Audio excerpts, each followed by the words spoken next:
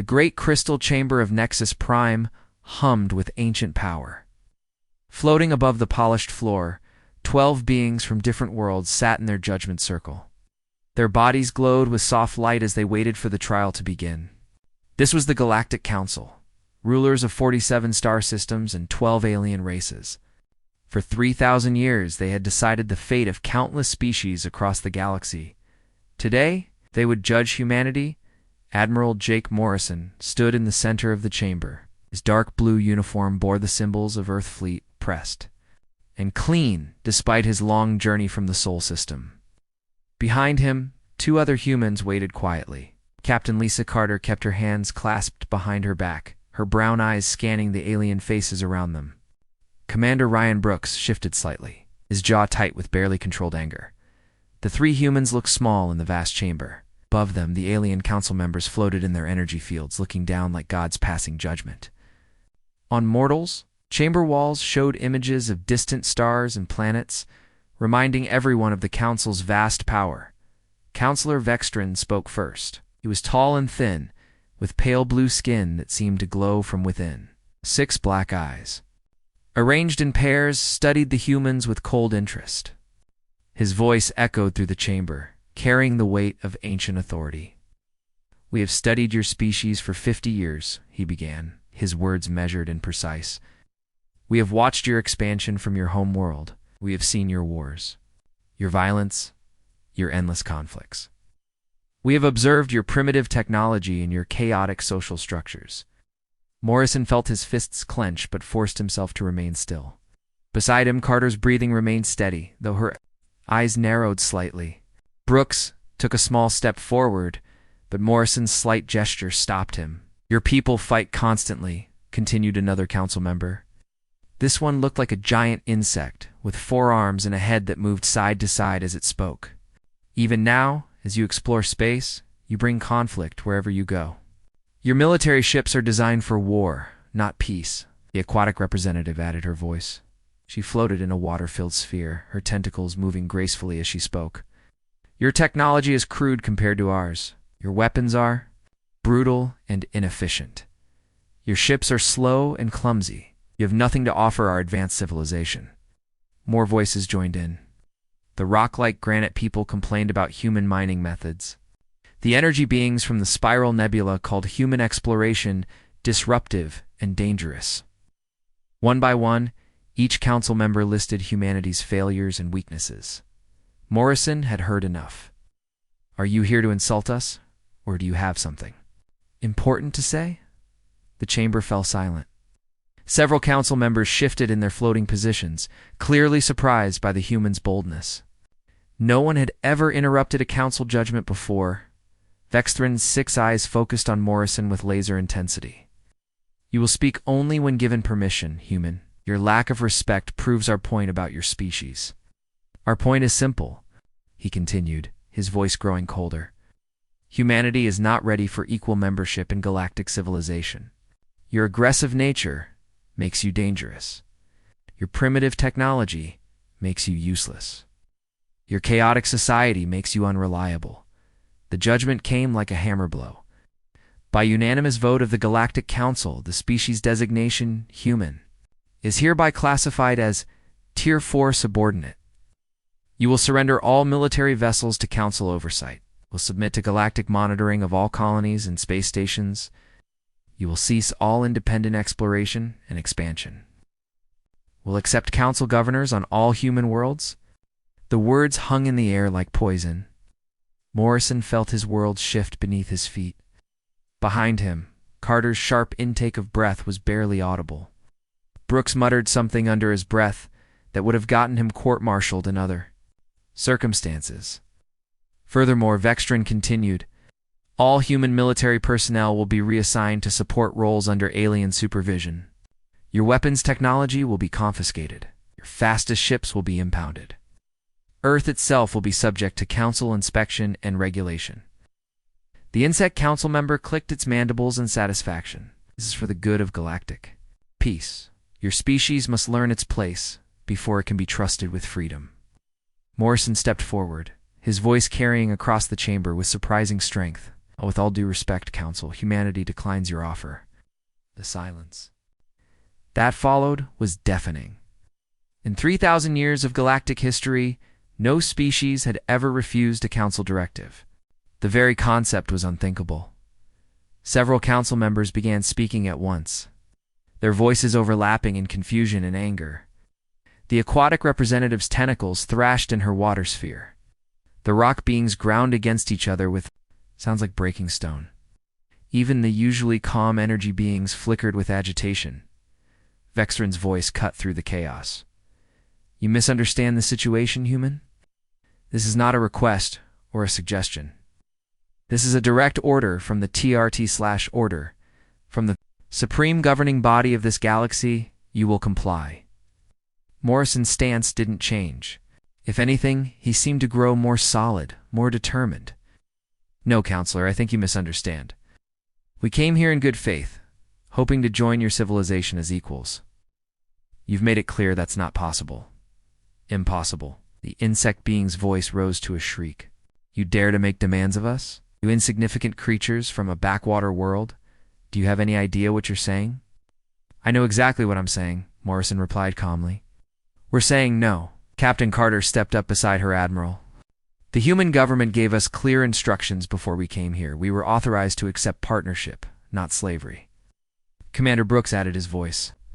We didn't fight our way to the stars just to hand over our freedom to a bunch of aliens who think they're better than us. The council erupted in outrage. Threats flew from every direction. The rock beings promised to crush human worlds to dust. The energy beings spoke of dissolving human fleets with a thought. The insect warriors clicked about the glory of destroying rebellious species. Through it all, Vexthron remained coldly calm. When the others finally quieted, he spoke with the certainty of absolute power. You seem to believe you have a choice in this matter. Allow me to correct that misconception. His 6 eyes gleamed with malice. The Council fleet comprises over 10,000 ships, the combined military might of 12 advanced species, technologies that could turn your sun into a cold rock, powers that could wipe humanity from existence without leaving a trace. He paused, letting his words sink in. We have been generous in offering you subordinate status. Many species that defied us simply ceased to exist. But we believe humans might be useful as workers and servants if properly controlled. Morrison's laugh surprised everyone, including himself.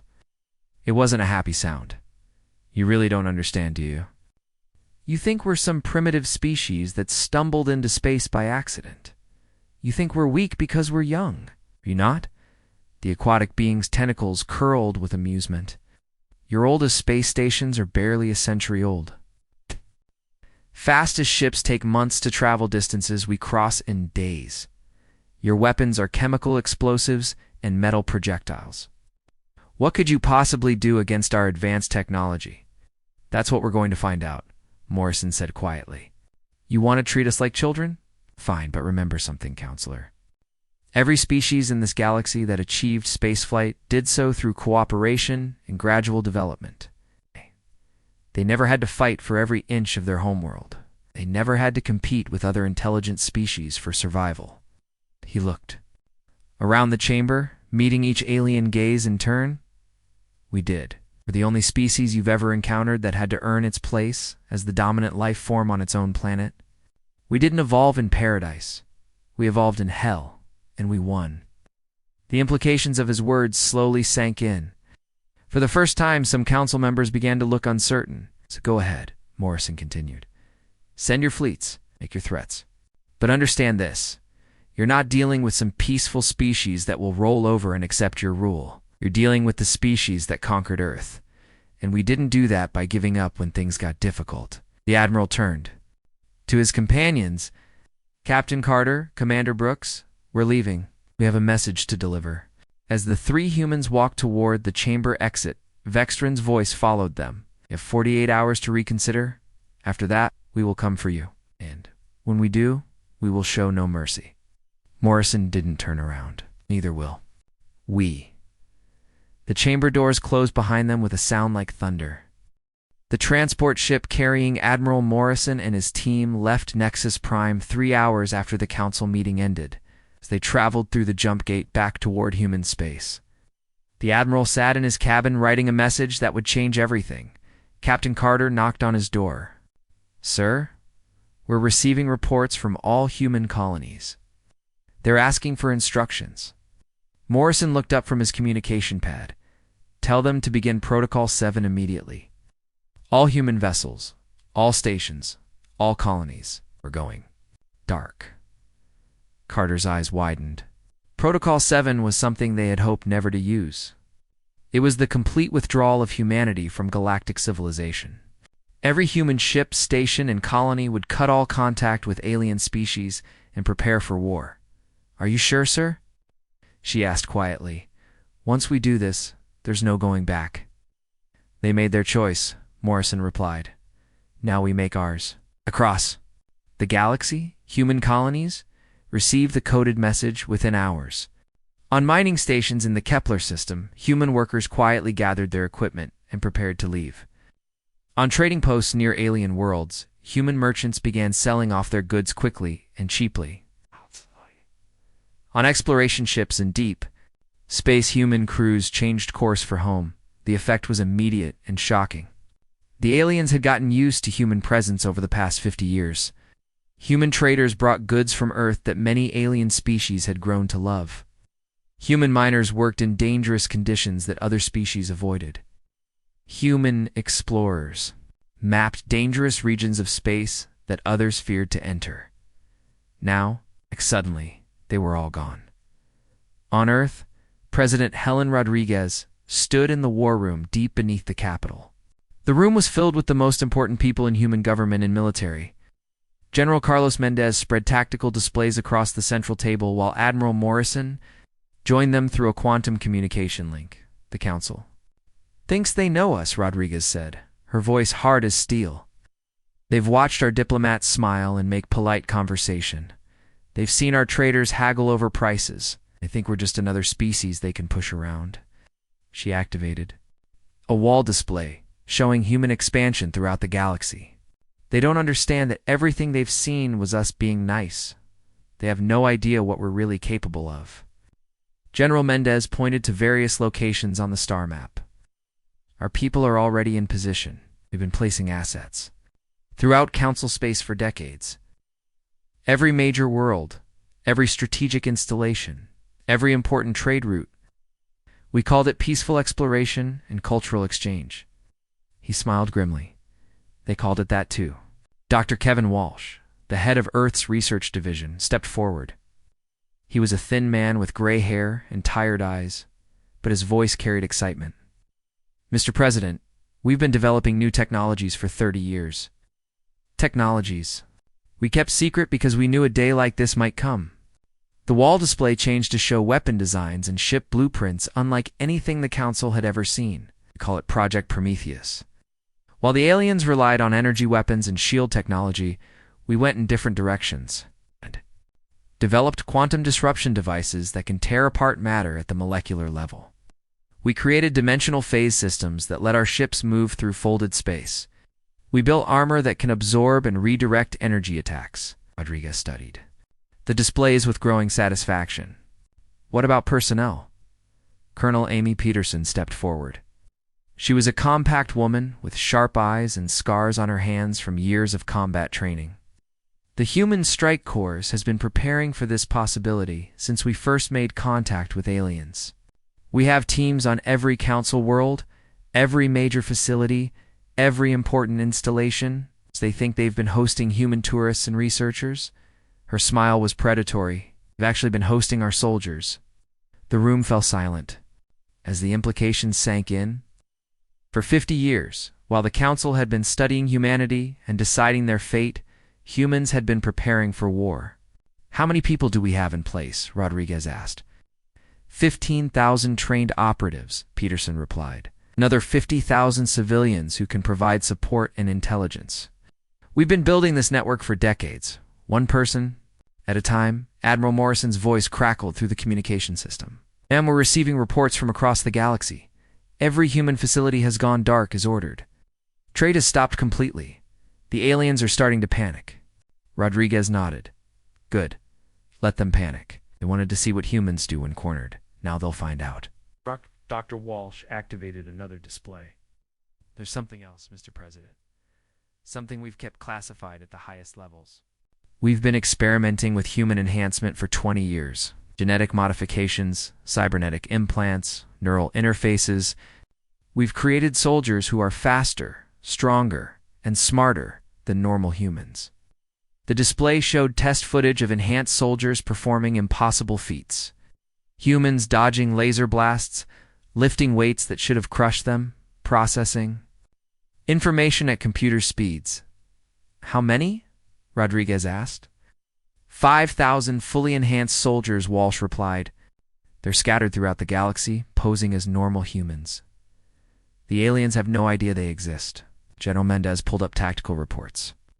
We're also receiving intelligence from our people in council space. The aliens are completely unprepared. For this, they expected us to negotiate or surrender. The concept of total withdrawal never occurred to them.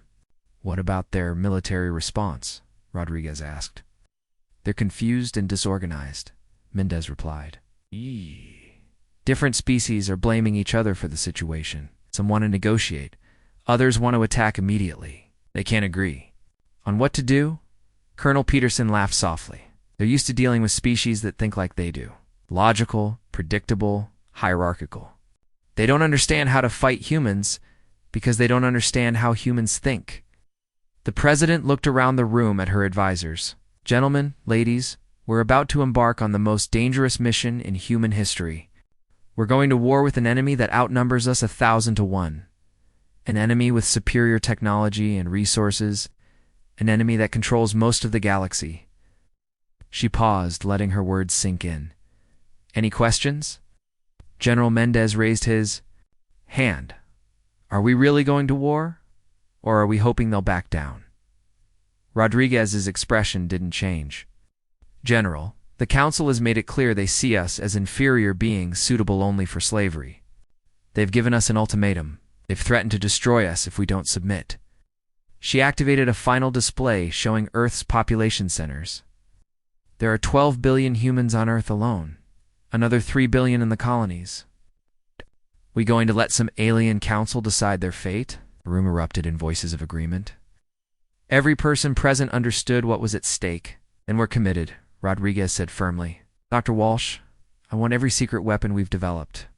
Ready for deployment. Colonel Peterson, activate all our operatives. General Mendez, prepare our fleets for combat. Admiral Morrison, you and your team get home safely. We have work to do. As the meeting broke up, Rodriguez remained behind with General Mendez. Carlos, tell me honestly, what are our chances? Mendez was quiet for a long moment. Ma'am, if this was a conventional war, we'd lose. Aliens have us outgunned and outnumbered. But this isn't going to be a conventional war. What do you mean? The aliens think in terms of fleets and battles and formal military structures. They've never fought a species that grew up on a world where survival meant constant conflict. They've never faced an enemy that views war as a natural state of existence. He pulled up a display showing human expansion patterns. Look at how we've spread through the galaxy. We didn't expand like other species, moving cautiously from one system to the next. We scattered everywhere at once, like seeds in the wind. We established footholds in places other species ignored because they were too dangerous or too difficult. And now we're going to show them what happens when you threaten a species that conquered its own planet through warfare. We're going to fight them in ways they can't imagine and never prepared for. Rodriguez nodded slowly. Send the message to all human colonies and ships. Tell them the Council has declared war on humanity. Tell them we're going to respond the way humans always have when faced with extinction. How's that, ma'am? We're going to win. 3 weeks had passed since the Council's ultimatum to humanity. Counselor Vextheron sat in his private chamber on Nexus Prime, reviewing reports that made no sense. The humans had simply vanished from galactic civilization like smoke in the SE. Wind, every human trader had disappeared overnight. Every human mining operation had shut down. Every human research station had gone silent. It was as if the entire species had decided to hide from the galaxy's most powerful government. Vexthrin's 6 eyes focused on the latest intelligence report. The humans weren't just hiding. They were actively avoiding all contact with Council. Species? Human ships fled whenever they encountered alien vessels. Human colonies refused to respond to communication attempts. Even human diplomats who had worked with aliens for decades had disappeared without explanation. This is not the behavior of a defeated species, he muttered to himself. His thoughts were interrupted by an urgent communication from the Zenthari. Mining colony on Kepler, 442. B. The massive facility processed rare minerals that powered Council technology across 12 star systems. It was one of the most important installations in Council space. Counselor, came the panicked voice of Mining Director Zekthal. We have a serious problem. The entire facility has been shut down. Vextrin's attention sharpened. Explain. Sir, we arrived this morning to find the complex completely empty. All the quantum extractors have been dismantled. The processing equipment has been removed. The storage facilities are empty. Everything valuable has been taken. Where are the workers? Vexthrin demanded. Gone, sir. All of them. The humans who worked the dangerous sections, the Kithra who maintained the machinery, even our own Zenthari supervisors. It's like they all vanished at the same time. Vextron felt a chill run through his body. How many beings worked at that facility? 15,000, sir? The largest mining operation in this sector, and no one saw anything? No distress signals? No signs of struggle? Nothing, sir? The facility looks like it was methodically emptied by people who knew exactly what they were doing. But our orbital defense platforms show no record of any ships large enough to carry away that much equipment. Vexthrin terminated the communication and immediately called for an emergency council session. Within hours, representatives from all 12 species gathered in the crystal chamber, their forms flickering with anxiety. The situation is worse than we thought, Vexthrin announced. The humans aren't just hiding. They're actively disrupting our operations. The insect representative, Counselor Zikhar, clicked his mandibles nervously. How is that possible? They're a primitive species with crude technology. Our intelligence reports showed they had no capability for large-scale operations. Perhaps our intelligence was wrong, suggested the aquatic counselor Merkella, her tentacles writhing in her water sphere. Perhaps we underestimated them. Before anyone could respond, the chamber's communication system activated without authorization. Human face appeared on the main display, causing several council members to recoil in shock. The human wore a military uniform different from any they had seen before. His face was calm, almost pleasant, but his eyes held something that made the alien leaders uncomfortable. Greetings, Galactic Council, the human said, in perfect council standard. I am Captain Ben Harris of the Earth vessel Defiant. I wanted to personally thank you for your recent declaration regarding humanity's status. Behind him, they could see the bridge of a ship unlike anything in Council databases. The design was sleek and predatory, with weapon systems that looked both alien and somehow familiar. Your ultimatum has been very helpful, Harris continued. It clarified our relationship with the Council and allowed us to respond appropriately.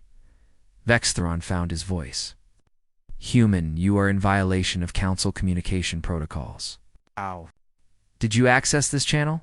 Harris smiled, and the expression was not reassuring. We've had access to your communication systems for quite some time.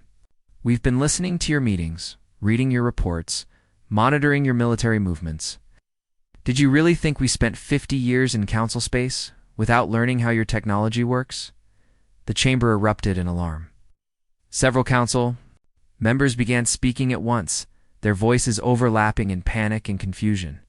Impossible, Zikhar shrieked. Our systems are protected by quantum encryption. No primitive species could break our security. You keep using that word, Harris said mildly. Primitive? I don't think it means what you think it means. Display. Behind him changed to show tactical information about Council military positions, fleet locations, weapon specifications, defensive capabilities.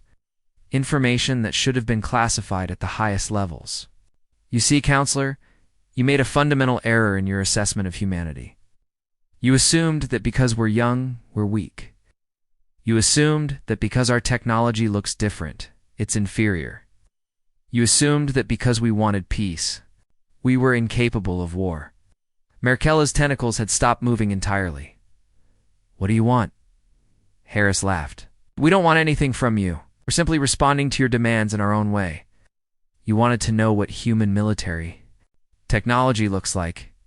You wanted to see how we handle threats. You wanted to test our resolve. The display changed again, showing footage of the Kepler-4 to be mining facility. But this time, they could see how it had been evacuated. Human ships materialized from empty space, their hulls seeming to bend light around them. Teams of humans moved through the facility with impossible speed and coordination, dismantling equipment with practiced efficiency. Cloaking technology breathed the crystalline counselor Valana, but that's theoretical. No species has ever successfully developed functional cloaking. No council species. Harris corrected. Humans have a different approach to problem solving. When we encounter something impossible, we don't give up. We find a way around it. More reports began flooding into the chamber. The strategic communications relay at Proxima Junction had been sabotaged. 3 council patrol fleets had lost contact with headquarters. Supply convoys were disappearing without trace. You're declaring war on the entire council, Vexthron said, his voice barely controlled. War? Harris looked genuinely surprised. No, Counselor. We're not at war with you. We're simply no longer participating in your civilization. You classified us as subordinates, remember? Subordinates don't have the right to declare war? Then what do you call this? Pest control, Harris replied cheerfully. You see, when humans encounter a problem, we solve it. You became a problem. When you decided our fate without our consent, so we're solving you. The chamber fell silent. The implications of the humans' words were sinking in. This wasn't a military conflict in any traditional sense. The humans weren't trying to conquer or destroy the council. They were simply making it impossible for the council to function. You cannot defeat us, Sicard declared. We have the combined fleets of 12 species. We have weapons that can destroy stars. We have technology that spans millennia. You have all of that, Harris agreed. But you have one critical weakness, which is you've never fought a species that grew up fighting itself. Every other species in the galaxy achieved spaceflight through cooperation and gradual development. They never had to compete with other intelligent species for survival. Earth was different. Humans had to fight for every inch of our world. We had to outcompete, outfight, and outlast dozens of other intelligent species just to survive. The display showed images of Earth's history. Humans battling massive creatures, building cities while under constant threat, developing technology, while fighting wars on every continent. We're not just another species you can categorize and control, Harris continued. We're the species that won the battle for Earth. And we didn't do that by being nice, or following rules, or accepting limitations. Vextron leaned forward. What are you saying? Saying that you started something you can't finish. You threatened the wrong species. You tried to enslave the one race in the galaxy that will never accept slavery. The communication began to fade. You have a choice to make, Council. You can continue trying to force us into submission, or you can learn to live with the consequences of your decision. Harris's final words echoed through the chamber as the display went dark. We've been holding back for 50 years, trying to be good neighbors. But if you insist on treating us as enemies, we'll show you what human enemies look like. The silence that followed was deafening. For the first time in 3,000 years, the Galactic Council was afraid. The Council's Grand Fleet was the most powerful military force in galactic history. 5,000 ships from 12 different species, each one a masterpiece of alien engineering. The massive dreadnoughts of the Zenthari bristled with plasma cannons. The sleek destroyers of the Kythera could slice through space faster than light itself. The fortress ships of the Granite People were mobile planets covered in weapon systems. This fleet had never been defeated. It had never even been seriously challenged. When the Council needed to enforce their will, they sent the Grand Fleet. Entire species had surrendered, rather than face its terrible power. Now it was heading toward the Sol system to teach humanity a lesson. Admiral Grackful commanded the fleet from his flagship, a massive Zenthari battle station that could destroy moons. His 4 arms worked constantly at his command console, coordinating the movements of thousands of ships. Around him, officers from different species worked together with practiced efficiency. "All vessels report ready for combat," announced his tactical officer. "We will reach the human home system in 6 hours." Grackful nodded with satisfaction. "The humans will see our fleet and realize their mistake. No species can stand against this much firepower." On the bridge of the human dreadnought Vengeance, Admiral Rachel Stone watched the approaching Council Armada through enhanced sensors. The human ship hung in space near Earth's moon, seemingly alone against impossible odds. Stone was not like the human diplomats the Council had met. Her body had been enhanced with cybernetic implants that connected her directly to her ship's systems. Her reflexes were 10 times faster than normal human speed. Her mind could process information at computer levels. She was one of the new breed of human soldiers, designed specifically for warfare in space. "Council fleet entering sensor range," reported Lieutenant Chris Murphy from his position at the tactical station. Like Stone, Murphy had been enhanced. Fiber optic cables ran from his skull directly into the ship's computers, allowing him to control weapon systems with thought alone. "How many ships?" Stone asked. 5,012 vessels, Murphy replied instantly. "Multiple ship classes? From all Council species, they're maintaining standard attack formation." Stone smiled. It was not a pleasant expression. They're still thinking like peacekeepers instead of warriors. "Major Lewis, activate the Phantom Protocol." Major Sandra Lewis, the ship's tactical officer, began entering commands that would have been impossible for an unenhanced human to complete. Her fingers moved across the control surface so quickly they blurred. "Phantom Protocol active. All human vessels are ready." What happened next would be studied in military academies for generations, assuming anyone survived to build military academies. The human fleet didn't meet the Council Armada in traditional battle formation. Instead, they seemed to simply vanish from normal space. One moment, the Council sensors showed a small group of human ships. The next moment, they showed empty space. "Where did they go?" demanded Admiral Grackthal, as his sensors failed to locate the human fleet. "Unknown, sir," replied his sensor officer. "They appear to have simply disappeared." "Ships do not disappear," Grackthal snapped. "Find them." The answer came in the form of weapons fire from impossible directions. Human ships materialized from empty space, fired devastating volleys of quantum disruption beams, then vanished again before the Council ships could return fire. The human vessels used technology that bent the laws of physics. They phased in and out of normal space-time, striking from angles that shouldn't exist. Their weapons ignored energy shields completely, tearing through Council armor like it was made of paper. Commander Tony Martinez piloted his fighter through the Council formation with impossible skill. His enhanced nervous system allowed him to react to threats before they fully materialized. When enemy lasers fired at his ship, he was already moving out of their path. His enhanced reflexes made him faster than the speed of light itself. Around him, other human pilots performed maneuvers that would have killed normal humans. They pulled turns that generated forces no organic body should survive. They flew through energy barriers that should have melted their ships. They moved like they were dancing instead of fighting. "How are they doing this?" screamed the Kithara squadron leader, as human fighters tore through his formation. "Oh. No organic being can survive. Those acceleration forces? The answer was that the humans in those fighters were no longer entirely organic. They had been enhanced with technology that made them stronger, faster, and more durable than any natural creature. They could survive in hard vacuum. They could withstand radiation that would kill other species instantly. They could process information and react to threats at speeds that made them seem like living machines, but they were still human. They still felt anger when threatened. They still felt determination when fighting for their homes. They still felt the fierce joy that came from proving their enemies wrong. The battle turned into a nightmare for the Council fleet. Their massive ships were designed to fight other massive ships in traditional formations.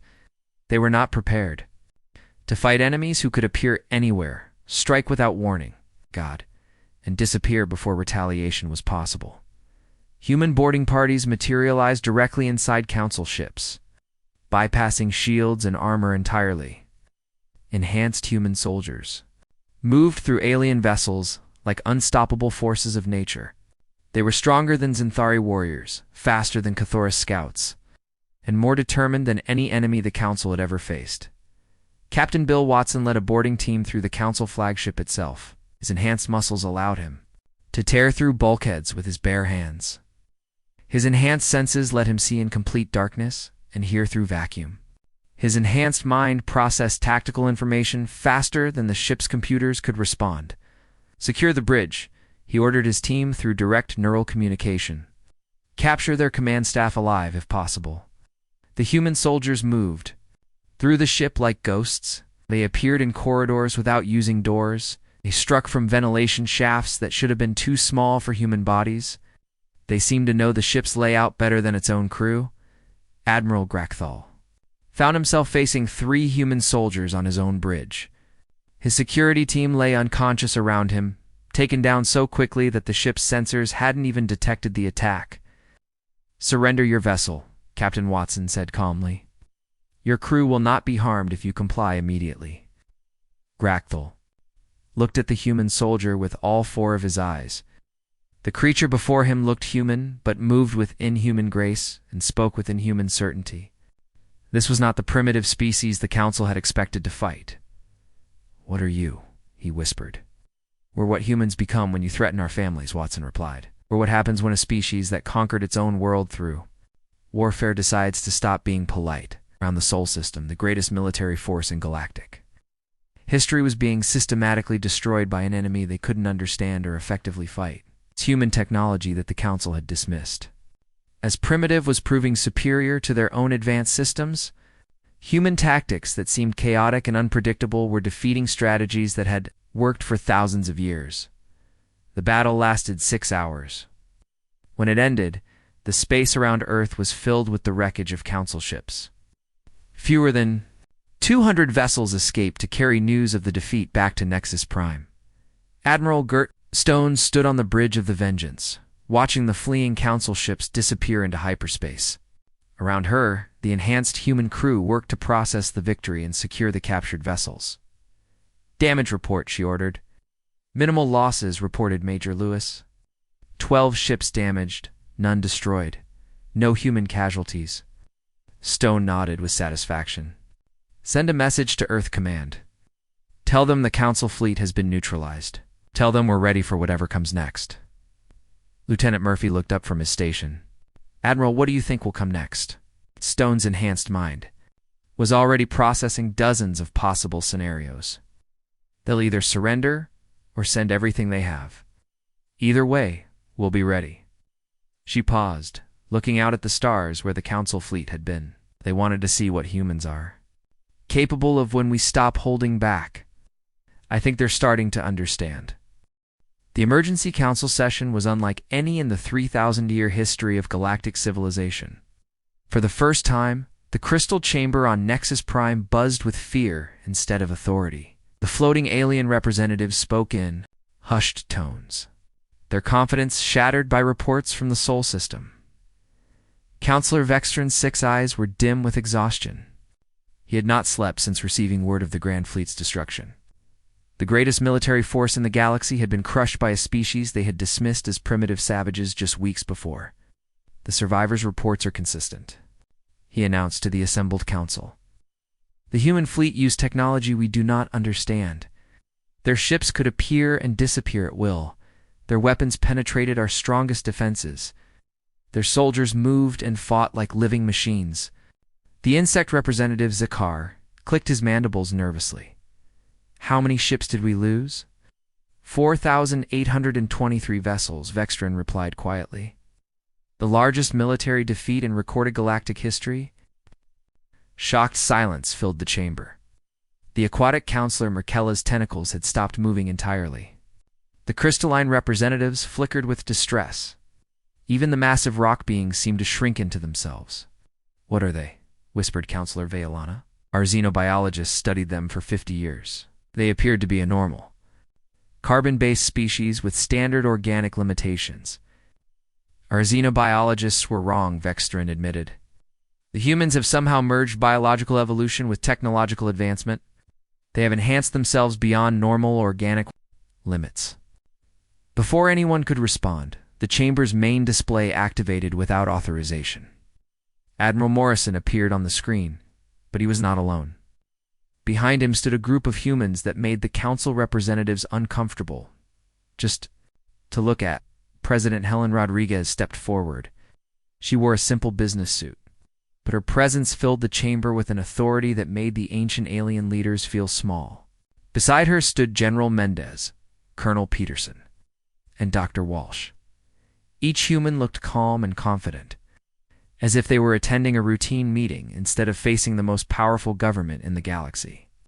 "Counselors," Rodriguez said politely, "I believe we need to talk." Vextrin found his voice. "You have committed acts of war against the Galactic Council. You have destroyed our fleets and attacked our installations. Right. What do you want?" "What we want," Rodriguez replied calmly, "is for you to stop making decisions about humanity's future without consulting humanity. What we want is for you to understand that we are not your subjects or your subordinates. You are one species. Among 12, Zikar shrieked, "You cannot dictate terms to the entire galaxy." Rodriguez smiled, and the expression was both pleasant and terrifying. "Can't we?" Dr. Walsh. "Would you show our friends the current situation?" Dr. Walsh activated a holographic display that filled the chamber, showed the galaxy from a perspective the council had never seen before. Human colonies, stations, and outposts were scattered across hundreds of star systems.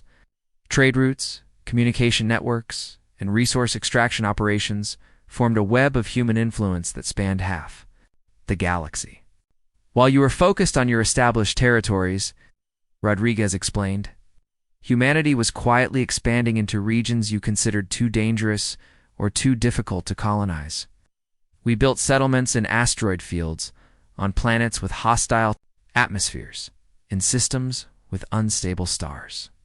We went places other species feared to go." Displays zoomed in on specific regions. Human cities thrived in conditions that would kill most council species. Human ships operated in areas of space where alien vessels couldn't survive. Human colonies extracted resources from worlds that others had written off as worthless. "Now control more territory than any single council species," General Mendez added. "We have more ships, more colonies, more people, and more resources than most of your member worlds combined." "Impossible," breathed Merkella. "Our surveys showed limited human expansion." "Your surveys saw what we wanted you to see," Colonel Peterson said cheerfully. "We've been very good at staying invisible when we needed to." Vextrin's mind raced as he processed the implications. The Council had been ruling a galaxy where the most powerful single species was one they had tried to enslave. "Do you propose?" "We propose dissolving the Galactic Council," Admiral Morrison said simply. The chamber erupted in outrage. Every council representative began speaking at once, their voices overlapping in panic and fury. The idea of dissolving their government was unthinkable. The council had ruled for 3 millennia. It was the foundation of galactic civilization. Rodriguez raised her hand, and somehow the gesture commanded silence. "The council has outlived its usefulness. It was created to manage a small group of cooperative species in a limited region of space. But the galaxy has grown beyond your ability to govern it effectively." "You cannot be serious," Vextrin said. "Without the council, there would be chaos. Wars between species, territorial disputes, trade conflicts. Only if you assume that conflict is the natural state of interspecies relations," Dr. Walsh replied. "Humans have a different perspective. We believe in cooperation between equals, not domination by superiors." The display changed again, showing a new star map.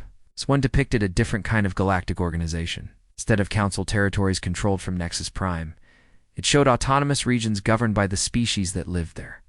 Trade agreements between equals, defense, pacts based on mutual benefit. exploration missions where different species contributed their unique strengths. We call it the Galactic Federation, Rodriguez explained. Every species gets an equal voice in decisions that affect them. No species rules over others. No species gets classified as subordinate or superior. And if we refuse? Asked Zikar. Rodriguez's expression didn't change, but somehow the temperature in the chamber seemed to drop. Then you'll discover what humanity is truly capable of when we stop being polite. The threat hung in the air like poison. Every council member understood the implication. The humans had destroyed the Grand Fleet while holding back their full capabilities. If they unleashed everything they had developed in secret, no force in the galaxy could stop them. However, Rodriguez continued in a more pleasant tone. We would prefer cooperation. Humans work better with partners than with subjects. We've learned that the galaxy is a dangerous place, and we're stronger when we work together. General Mendez activated another display. We're facing threats that make our little disagreement seem trivial, or hostile species beyond the galactic rim. There are cosmic phenomena that could destroy entire star systems. There are problems that require the combined knowledge and resources of multiple species to solve. We need each other, Admiral Morrison added, but we need to work as equals, not as masters and servants. The council representatives looked at each other uncertainly. The old order was crumbling around them, but the alternative the humans offered was unlike anything they had imagined. Councillor Merkella spoke first. What role would former council species play in this federation? The same role as everyone else, Rodriguez replied. Cool members with equal voices. Your experience in government would be valuable in helping establish the new system. And what about our territories? Our established colonies? They remain yours, Colonel Peterson assured her. We're not interested in conquest or occupation. Just want to ensure that no species gets to make decisions for other species without their consent. Vexthron studied the human faces on the display. These creatures had appeared in galactic civilization as humble traders and explorers. In just 50 years, they had become the most powerful force the galaxy had ever known. Now, they were offering partnership instead of demanding submission. How do we know you won't become the same kind of oppressive force the Council was? He asked. Rodriguez laughed, and the sound was genuinely amused. Because humans have never been good at taking orders, and we're not interested in giving them. Either we believe in organized chaos, not rigid hierarchy. What does that mean? It means we prefer a system where everyone argues loudly about decisions instead of one where someone makes decisions in silence, General Mendez explained. It's messier, but it's more honest. The vote was not unanimous, but it was decisive. 8 of the 12 council species agreed to dissolve their government and join the proposed Galactic Federation. The others asked for time to consider, which the humans granted. 3 months later, the last meeting of the Galactic Council officially ended 3,000 years of alien rule.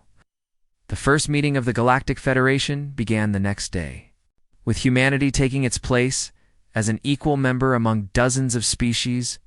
Years later, historians would mark this as the moment when galactic civilization truly began. The age of species ruling other species was over. The age of cooperation had begun, and it all started because an arrogant council made the mistake of trying to enslave the one species in the galaxy that had fought its way to the top of its own world through pure determination and refusal to accept defeat. The humans had kept their promise. When cornered, they didn't just survive, they evolved, and they made sure the galaxy evolved with them.